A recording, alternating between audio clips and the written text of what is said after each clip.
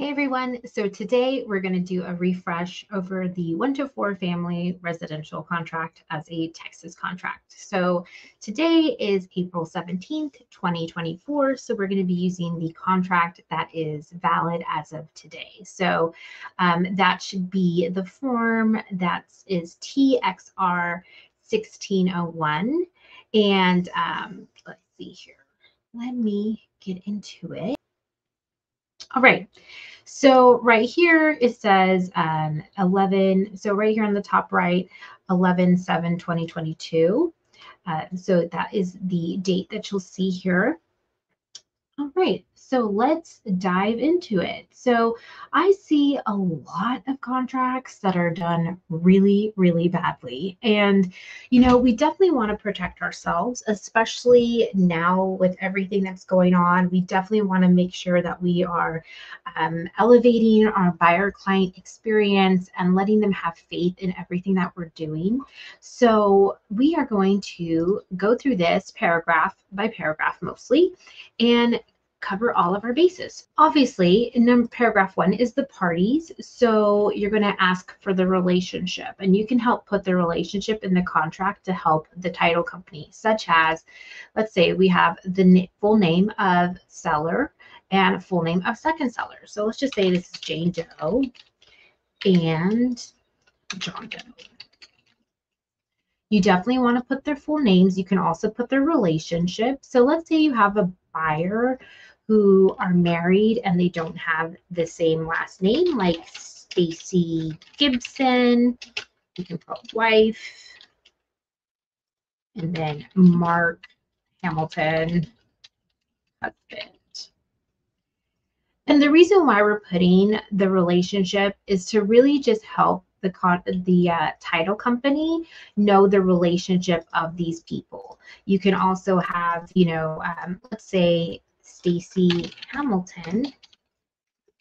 What if we had Stacy Hamilton and Mark Hamilton? Then automatically you would kind of assume that they're married. But what if Stacy is the mom and Mark is the son? This is going to really help the title company when they're doing their due diligence with the title commitment and all the documents. So always put the relationship. Now, this isn't a required option. This isn't a required thing to do on the contract, but it really is helpful. All right, so section 2 deals with the property. So we need a legal description. And I know that sometimes you're just going to have to go to the CRS or go to your appraisal, your county appraisal district and get that legal description. And unfortunately, you just have to kind of do the work and find it. So the legal description, if you're going to put the lot, the block, you can just do like, let's just do this one, for example. City of San Antonio, County of Bear, also known as, you're going to put the address here, the full address. So let's just do 123 Banana Street. Banana. One thing it's super important to note is you need to have the full address. I see a lot of the times it's just 123 Banana, or 123 Main. It's not Banana Street, Banana Avenue, Banana Drive. You need to have the full address. And the reason why is because sometimes in the majority of cities, there are streets with the same name. It could be Banana Street, Banana Drive, Banana Avenue, Banana Circle. So you need to have the full address. I know sometimes people are just like, oh, 123 Maple. But it's like 123 Maple what? And this is really just going to save you time because you may need to do an amendment down the road of, saying the full address is XYZ. So your lender may need an amendment, your title company may need an amendment. So just make sure you're putting the full street name. Okay, so if your legal description, this one here, is too long, you can put the full legal description in special provisions. improvements. Now, I know a lot of times people are saying, do not put anything in special provisions because it is legal. It's, unless you're an attorney, do not put anything in special provisions. But you can include items in special provisions that are information that is needed in the contract, such as if there's multiple sellers, if there's multiple buyers. The most common amount is 2, but we've also worked on contracts where we've had 4 buyers on one list, so on one contract. So you can include that in special provisions or long legal descriptions. So if you have a long legal description that's not going to fit here, you can put that in special provisions as well. So special provisions, once again, is information that is needed in the contract.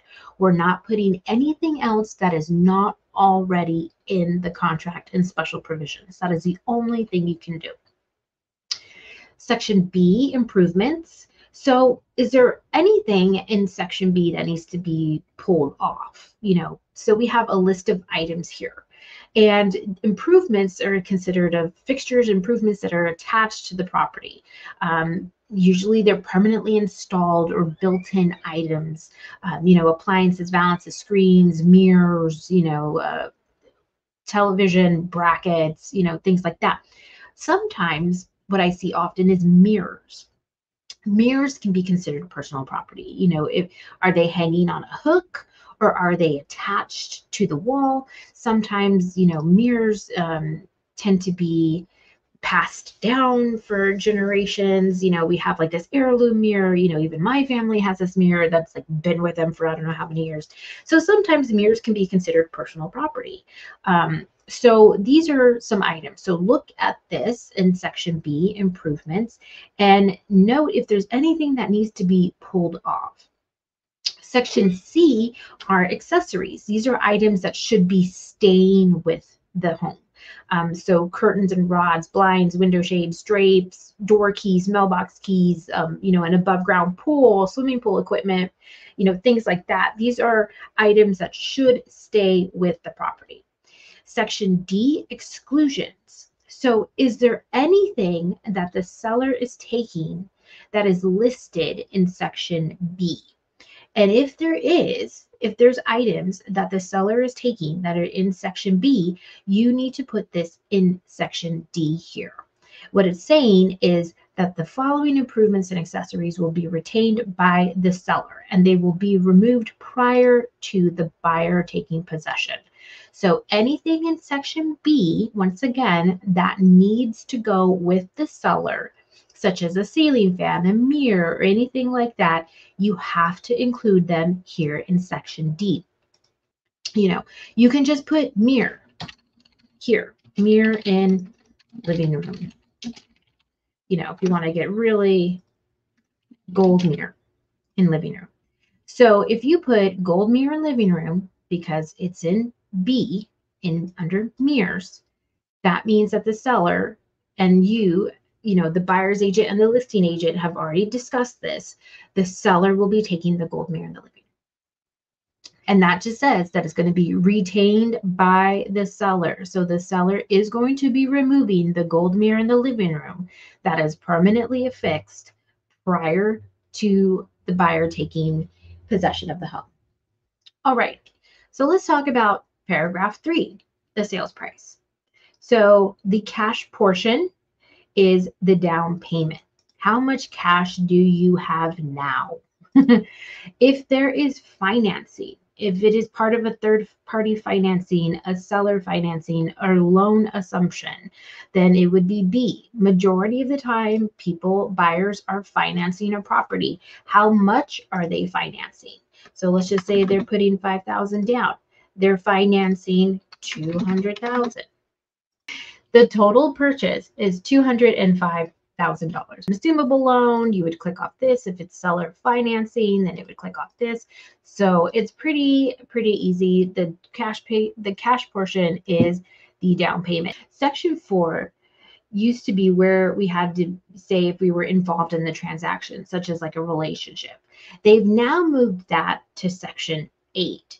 So now we have 3 types of leases: a residential lease, fixture leases, and natural resource lease. So a residential lease is if the seller is leasing the property out.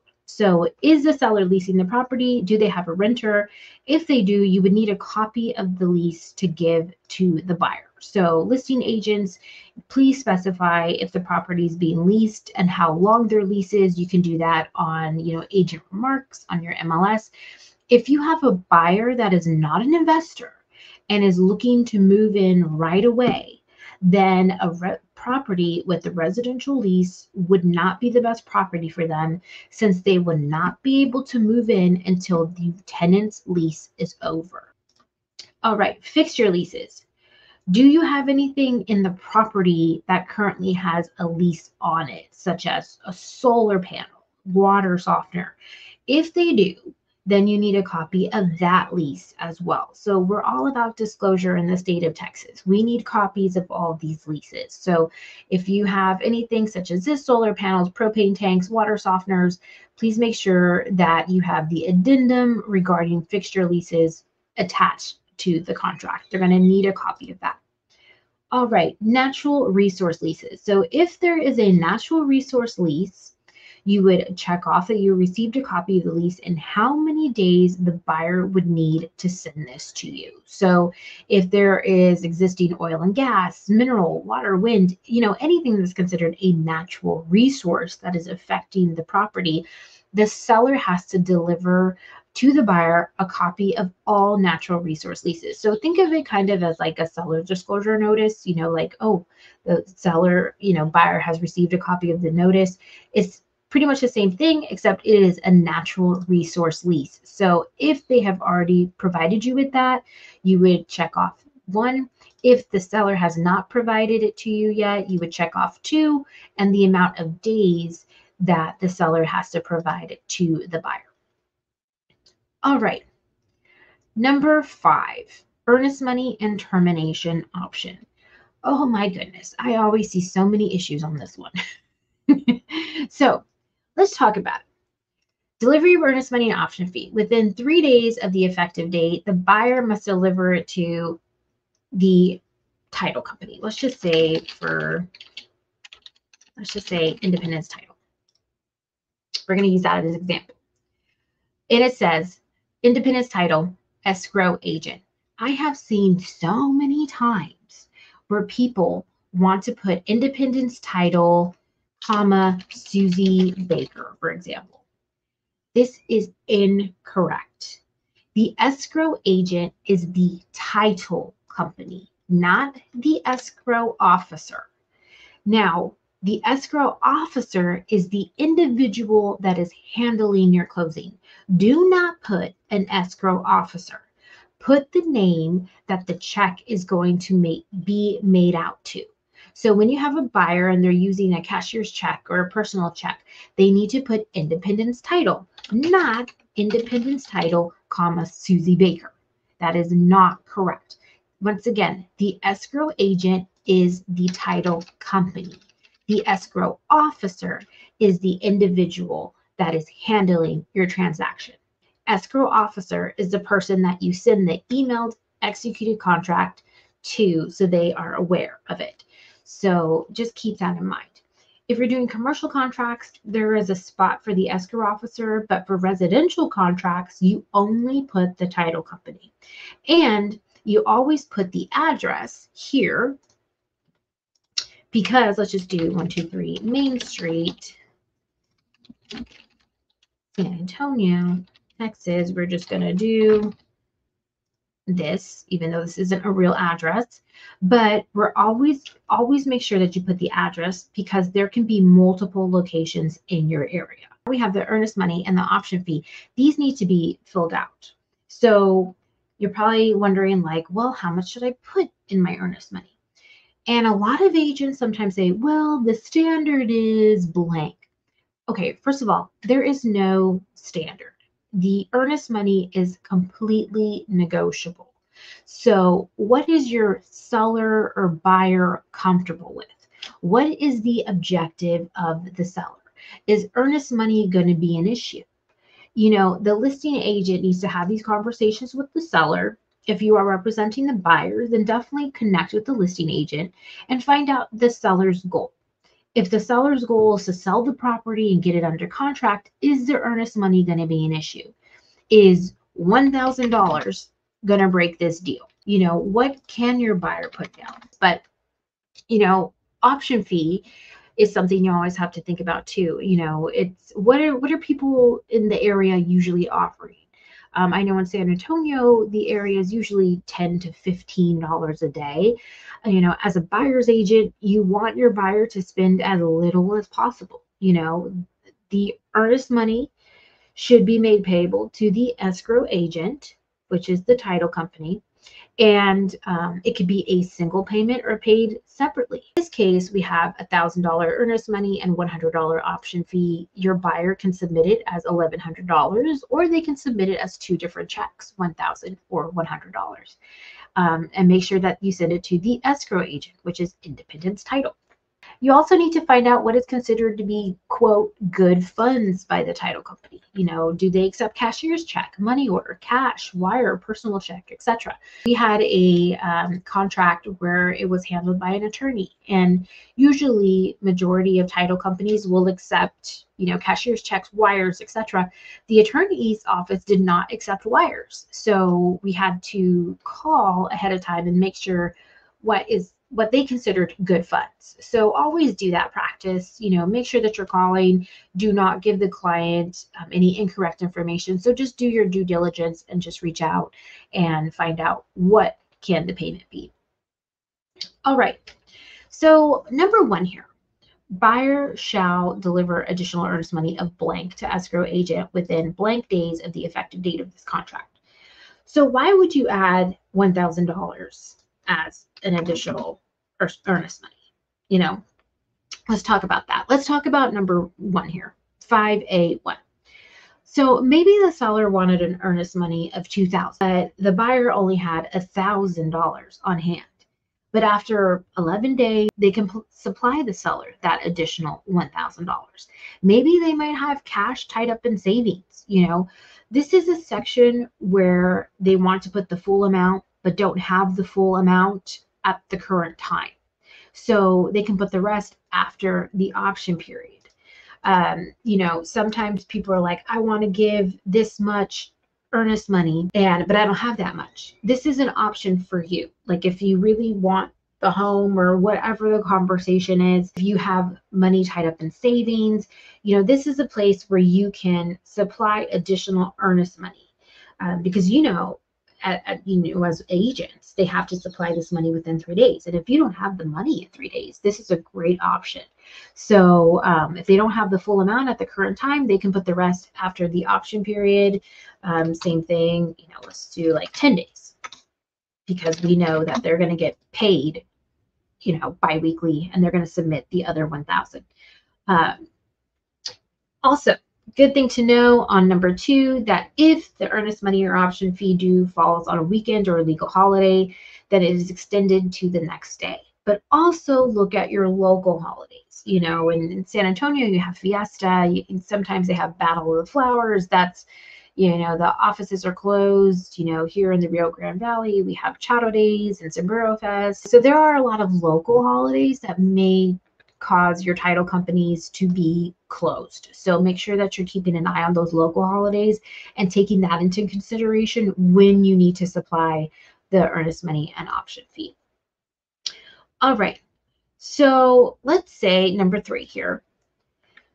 If they do put down earnest money, or they didn't bring their option fee, or they are short on their option fee. So let's say that there's $1,100, like right up here, but your buyer client puts $1,000.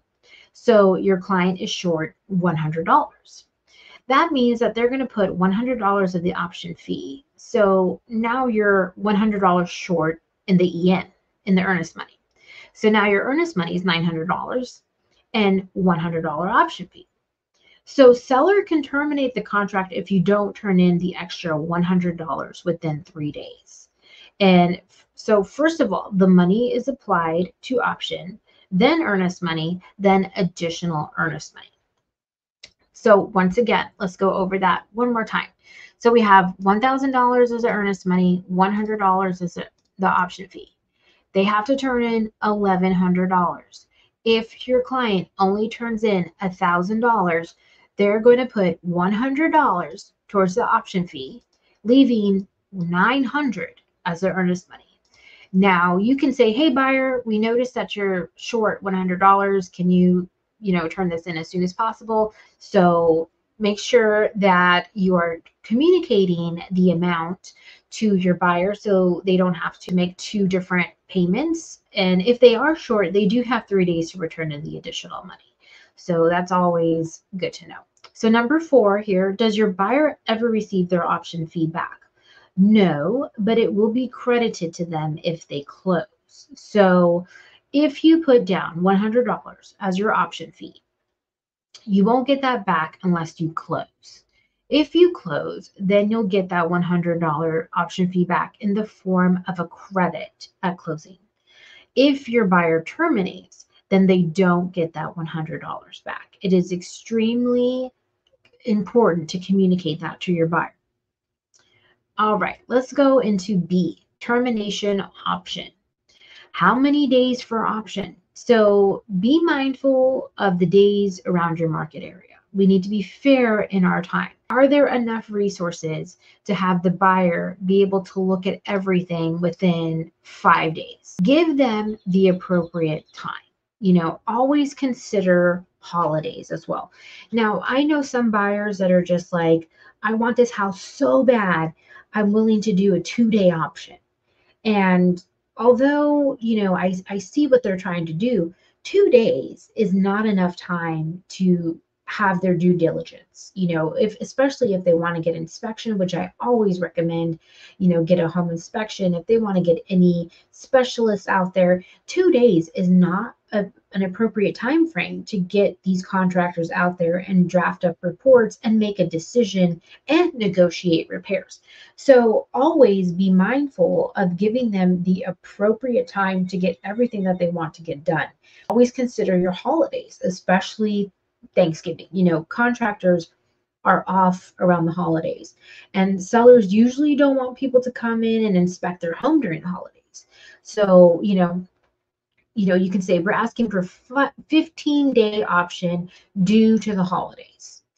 So always be mindful of the time of year, of the resources. We can say we're asking 15 days due to the holiday. Please remember, if you leave this blank, and there should never be blanks in your contract ever, but if you leave it blank, then you do not get an option period. Things to take away in the option period: if the buyer doesn't get the earnest money to the title company, the seller can terminate. If the buyer doesn't deliver the option fee, the seller can terminate. Here it all says it. It all says it here. So make sure that your clients are turning this in. Time is of the essence. It is 3 calendar days, not 3 business days. Texas Realtors TREC, they have a really great calendar that can help you realize what day you're supposed to turn things in, if they fall on a weekend, if they fall on a holiday. So make sure that you are going through that. All right, let's go into section 6 here, title policy and survey. So who is paying for the title policy? You can check off both if seller and buyer are sharing. We've had this where we were in a contract and they negotiated that they were going to split the title policy 50-50. If they are doing that, then you would select both, and then it would be split 50-50. If it's just the seller, you are going to select seller. If it's just the buyer, you're going to select buyer. Remember, if they are sharing it 50-50, you can select both. And then the title company will know. You do not need to do an amendment with a modification that says, seller and buyer to split 50-50. You do not need to do that. You can just check off both. So you would then put the title company. So let's just use the same one that we had. Independence title here. And then we will have all of that good stuff. So these are just some items, the title policy. If your buyer has any questions about the title policy, please refer them to the title company. It is not our lane to explain the title commitment, the tax certification, things like that. You know, make sure that they are looking through this and they reach out to their independence title or the title company, and they contact their escrow officer. So number 8 here, we this is an insurance policy basically against the surveyor if the surveyor screws up. This whole thing here, it protects buyers against errors made by the surveyor or claims by neighbors owning, neighboring owners, like concerned about their boundaries encroachments. So you could have a neighbor who's like, oh, your shed is encroaching in my boundary. This is what it is. This is an insurance policy. And what is the cost of the insurance policy? It's usually 5% of the title premium. So if the title premium is $1,000, the insurance is 5% of the premium. This is not required. You can select one here. If you do not want it, that is fine.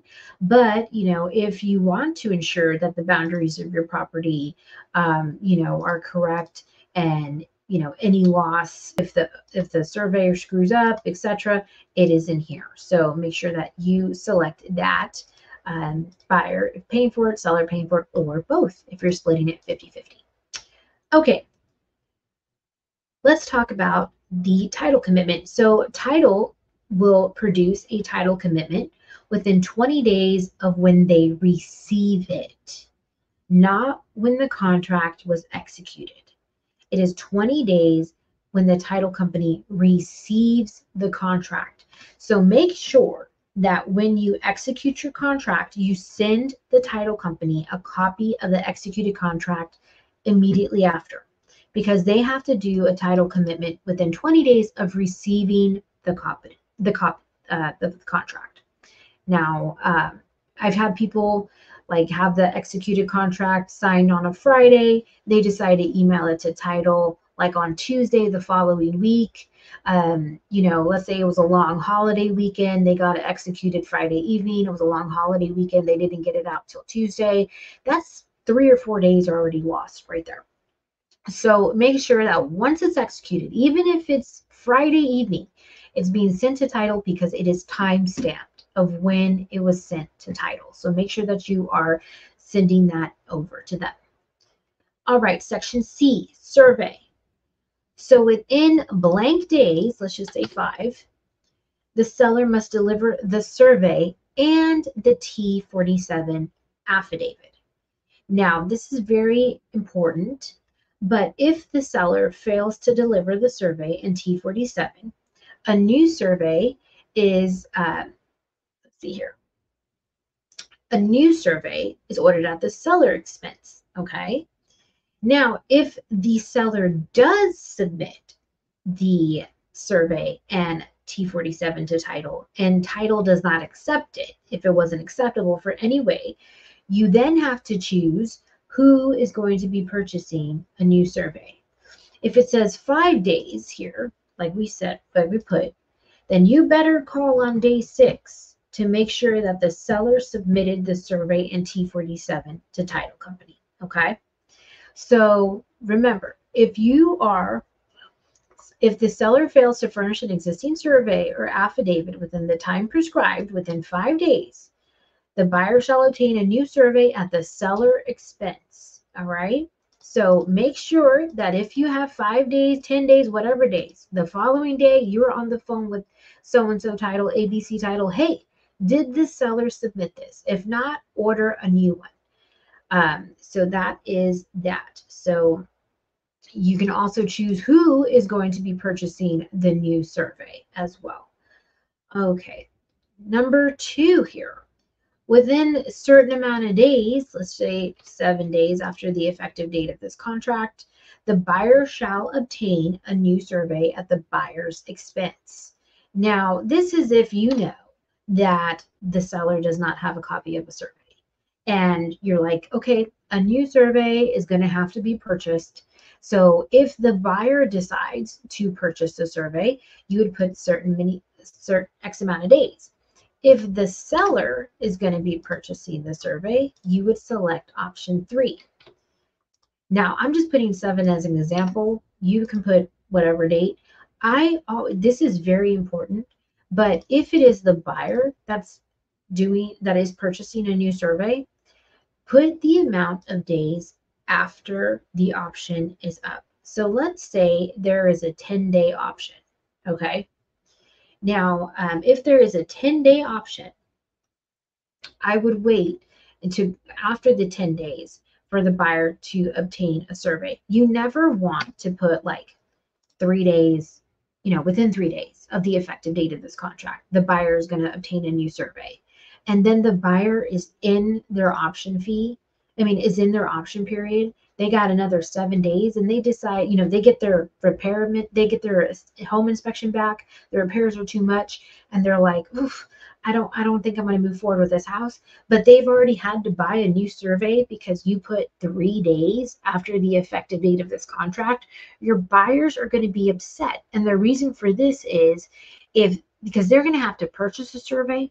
So it is extremely important that you put the amount of days after the option period. So if you have a 10-day option period, make sure that this date is after that time frame. You do not want your buyer to purchase a survey on a home that they are not going to be buying after all. You would be leaving with a very angry buyer. So that is always something to take note. Okay, section D, objections. We've always been taught to put residential use because it's a 1-to-4 residential contract, right? I've always seen that. Residential use. But we are not doing that. You're going to put what your buyer wants to do with this house, such as, if you know that your buyer wants this house because the lot, whatever, is big enough to put a swimming pool, you would build a swimming pool. I know this sounds crazy, but I'm going to explain why. If they want to run a home daycare, this is something. Also, one that's really, really popular right now, run an Airbnb or use the home as an Airbnb. Use the home as a short-term rental / Airbnb. Okay. I'm going to explain why this is so imperative. These are considered objections. This is what the buyer wants to do with the house. What is the whole point of them buying this house? If the buyer receives a survey and finds out that there's a gas line running in the backyard and can no longer build a pool, then the buyer can object. Okay, that's why it's called objection. So let's say building a swimming pool. My buyer has always wanted to build a swimming pool, and in the Texas heat, it's going to be so great, blah, blah, blah, blah. Buyer gets the survey, finds out there's a gas line. They can no longer build the pool. The buyer can object. If you have a home daycare, for example, if the home cannot have a business, it's not zoned for a business, that's an objection. If you are doing a short-term rental, Airbnb, but the city does not allow it, that is an objection. So once you receive the title commitment, exception, documents, and survey, the buyer can object within certain X amount of days. Okay, so let me explain that a little bit better. So let's go back to build a swimming pool. Build a swimming pool right here. The buyer receives the commitment, exception documents, and the survey. So let's say you get all these documents. The buyer has 3 days to object. Okay. If the buyer does not object within the 3 days that we're using in this example, then the buyer is waiving their right to object. Okay. Now, if the buyer does object, the seller now has 15 days to try to fix it. Okay, so in this case of building a swimming pool, he can't build a swimming pool because there is a gas line. The seller is like, oh my God, can we move the gas line? and the utility company says, no, we can't move the gas line. So if the seller cannot fix for the objection, the buyer then has 5 days to decide if they want to continue with the contract.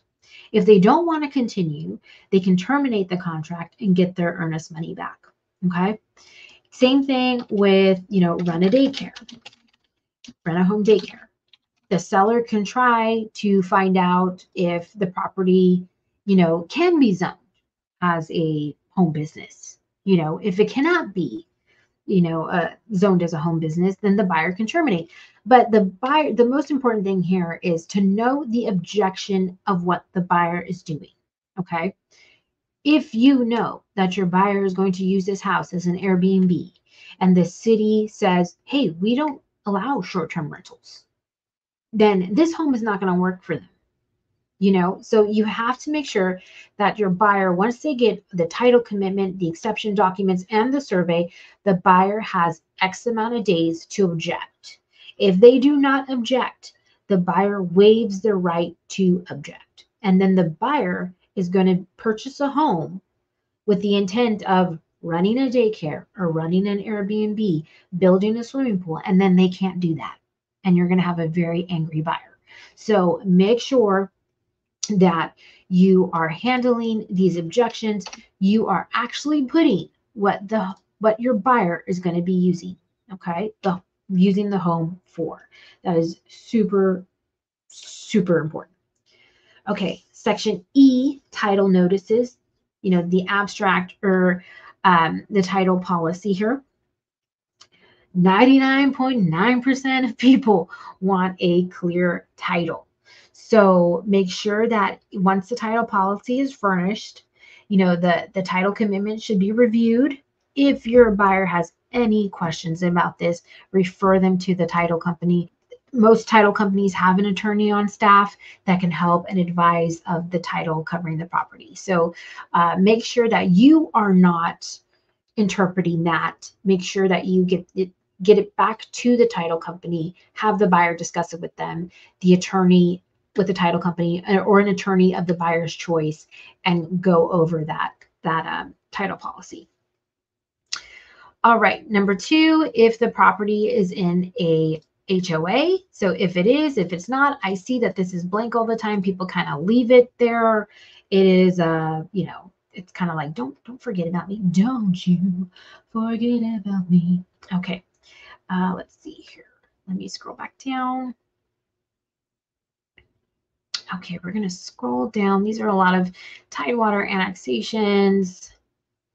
Okay, number 7, PID.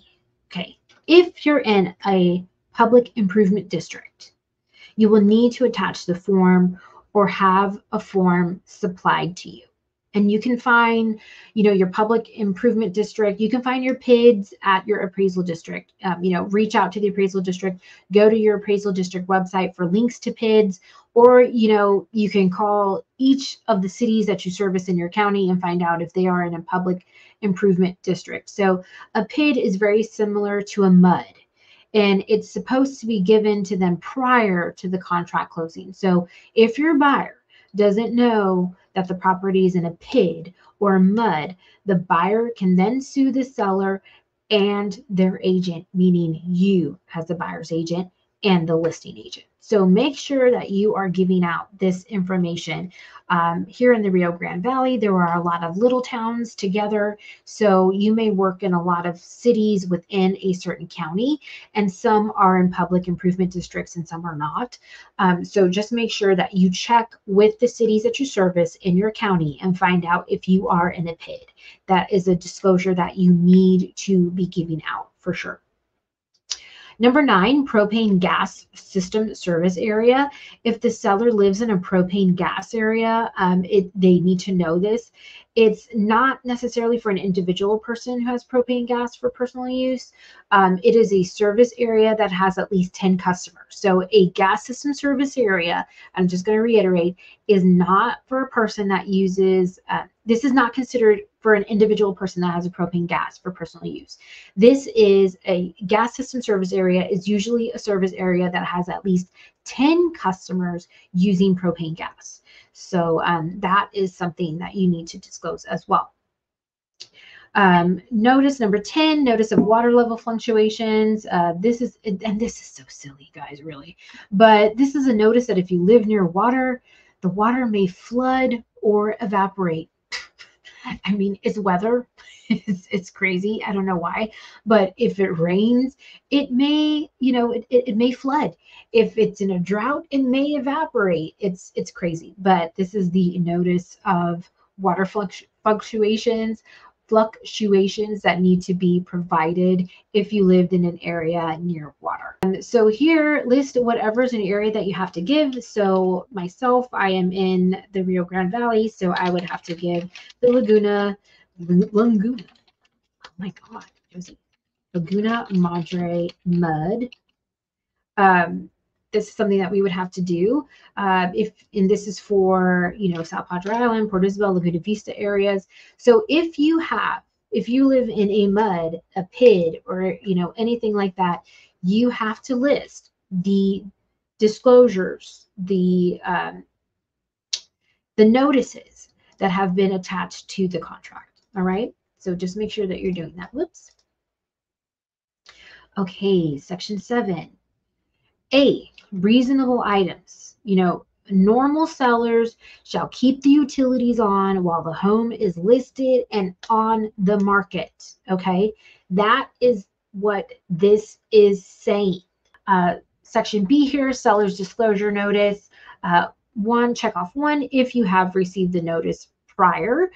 Usually a lot of listing agents will put it in the associated docs, as they should. Section 2 says that the buyer will receive it within a certain amount of days. So let's say like 5 days after the effective date of this contract. You want to make sure that you receive it during the option period, because it gives your buyer enough notice to review it and take, anything into consideration. So make sure that you do that. If the seller delivers the notice, the buyer may terminate the contract for any reason within 7 days after the buyer receives it. So make sure that you are getting that correctly at a good time frame. If the buyer does not receive the notice, the buyer may terminate the contract at any time prior to closing, and the earnest money will be refunded to the buyer. So make sure that you're getting that. If you do not receive it, the seller disclosure notice from the listing agent, from the seller, your buyer can leave and terminate the contract at any time. Okay.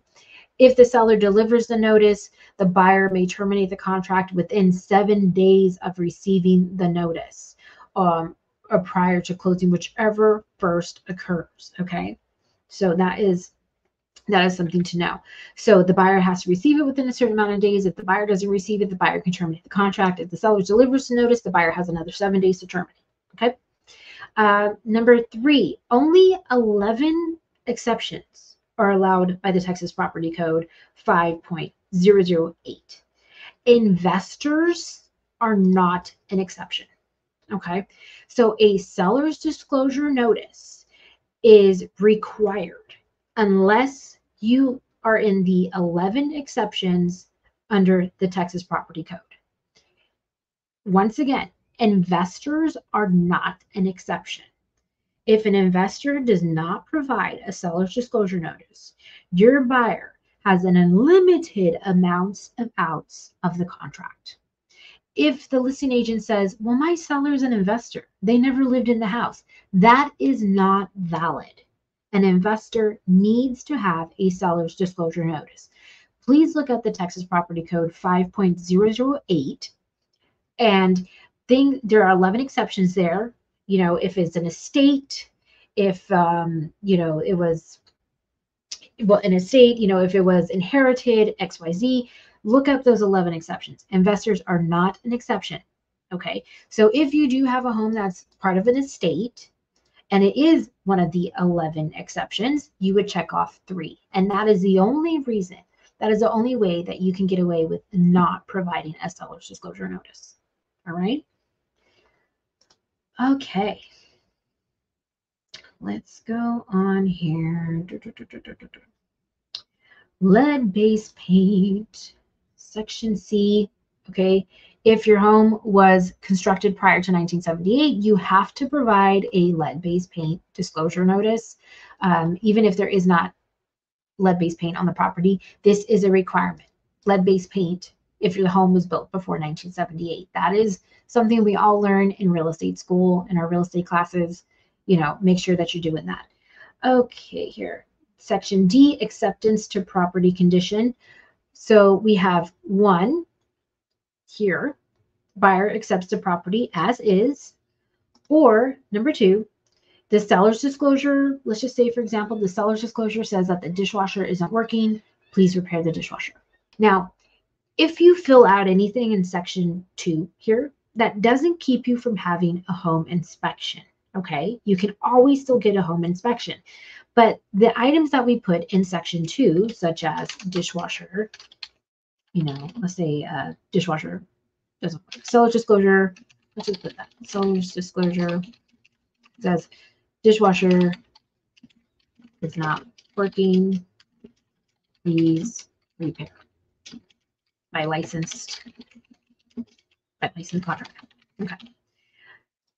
So remember, this doesn't keep you from having a home inspection. These are items that we saw specifically that the buyer would like to repair. Okay. Now, these are not if-then statements, such as treat termites if needed.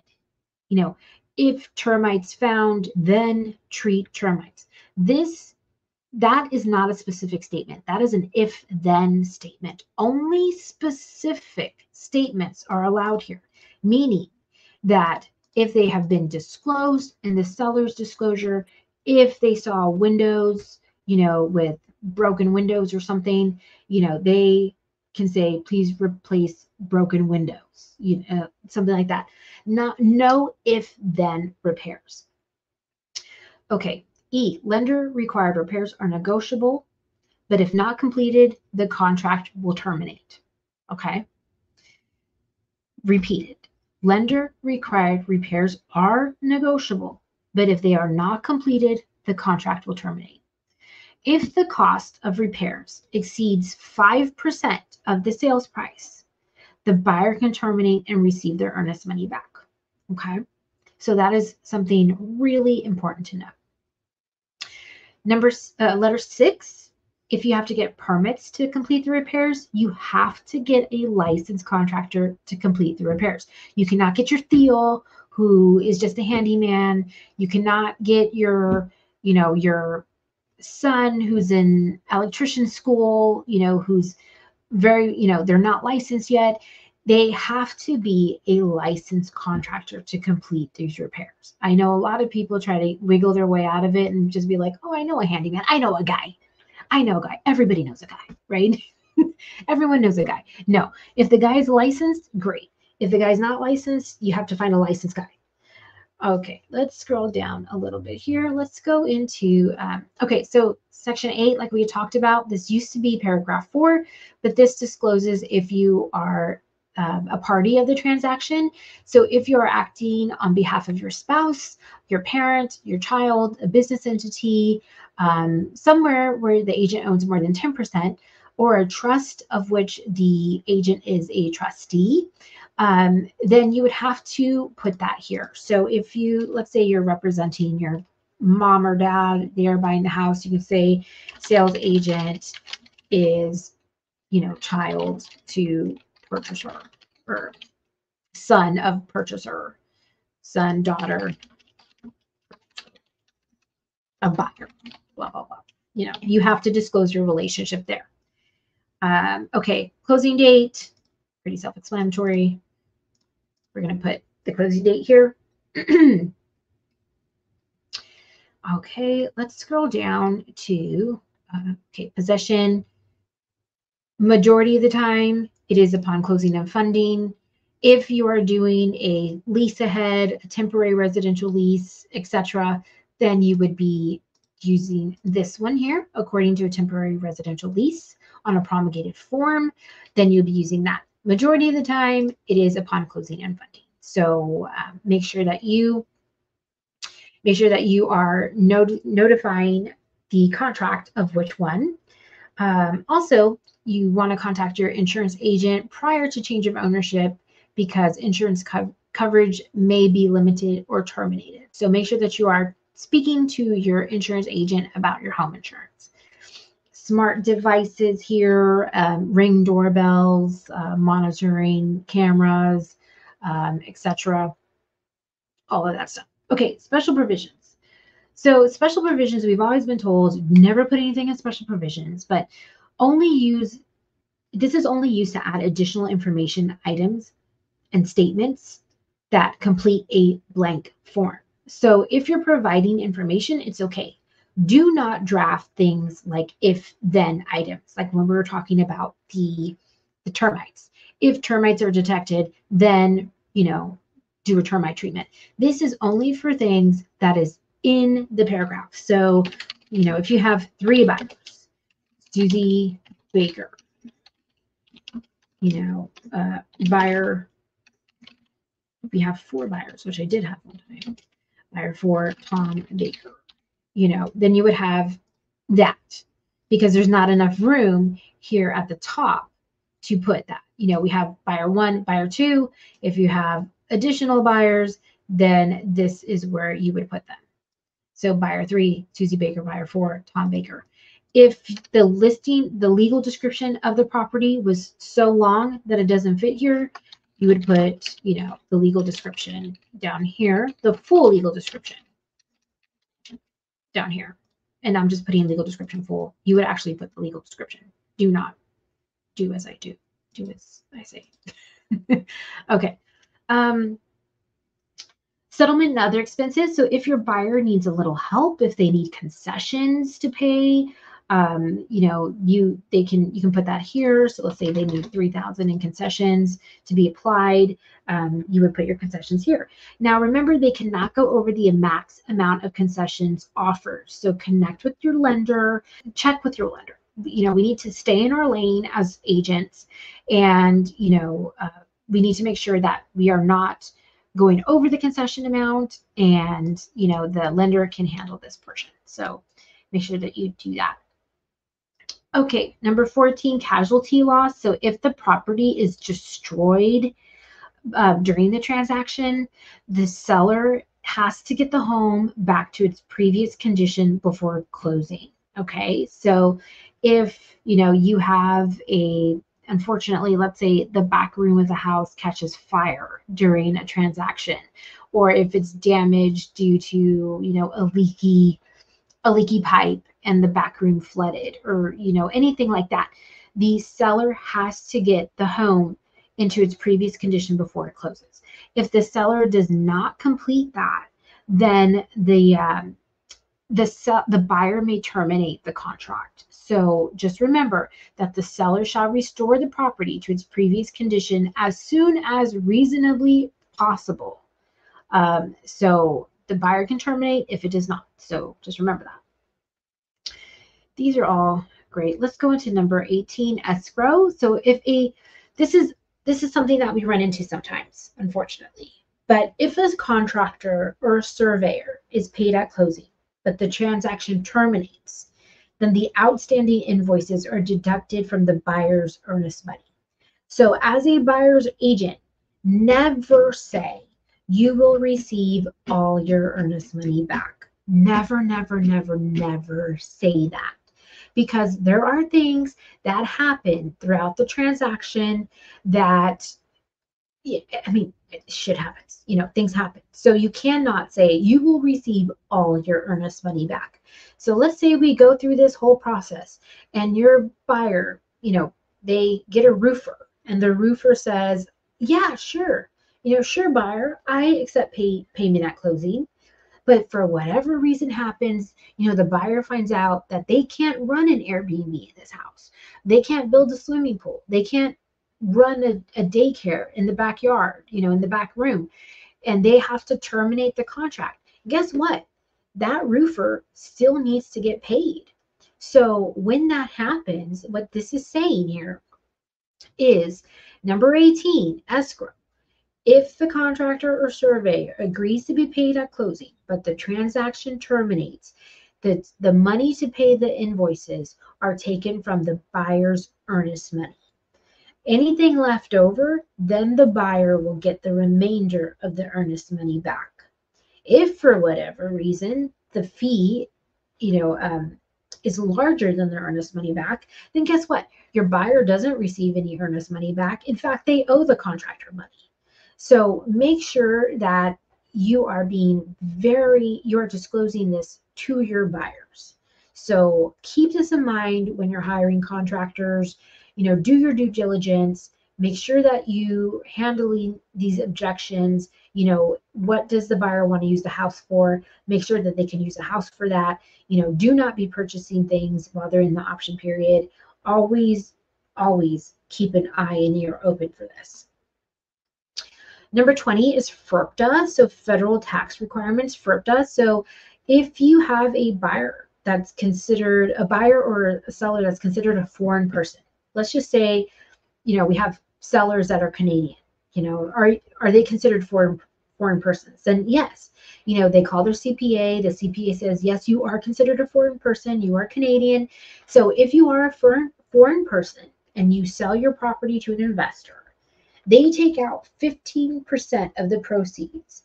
And then the following year, the seller can file and try to get their 15% back. So this is only if the home is under is over $300,000. If the home is valued at $300,000 or less, this is not an issue. If the home is $300,000 or over, they can still take out 15% of the proceeds for taxes, even for owner-occupied buyers. So make sure that you're connecting with a CPA if you have a client that is considered a foreign person, because there are 15% of taxes involved in there. So make sure that they're not going to be getting all of the proceeds.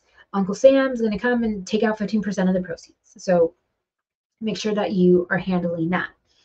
Number 21, I see a lot of agents that leave this blank. You want to provide a home address or a business address. You want to provide phone numbers. So let's just say 555, that's a common number.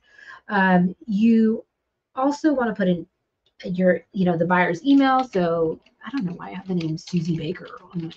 Maybe because I'm watching The Gentleman and I'm thinking of Susie Glass. But anyways, you have to put your phone numbers, your email, and a copy to your agent. So let's just say a copy to my agent here. You need to put something here. You cannot leave this section blank because title, per paragraph 21, is going to send them the documents here. So if only you put your information, so let's say you leave your client's name, number, address blank, and you only put your email, then only you are responsible for that documentation, and you must pass it along to your client in a timely manner. So if title reaches out with a buyer-seller form requesting you to fill out the information, you can say no, because you already filled out paragraph 21. Agents put themselves at liability because those forms ask for sensitive information. So a lot of the times when the title company is like, hey, agent, I need you to fill out this buyer-seller form. You can, once again, you can say no because you've already filled out the information here. And then title has to reach out to them. Do not put yourselves at a liability because those buyer and seller forms ask for very sensitive information. And if you fill that out, you're putting yourself at a liability. So always make sure that you're putting your client's contact information in paragraph 21, because if you do not, then you are solely responsible for that documentation, okay? Now, the agreement of all parties, if you are attaching certain addenda that are part of the contract, such as if they are financing, you need to provide a third-party financing addendum. If it is in an HOA, you need to provide an addendum for the property subject to mandatory membership.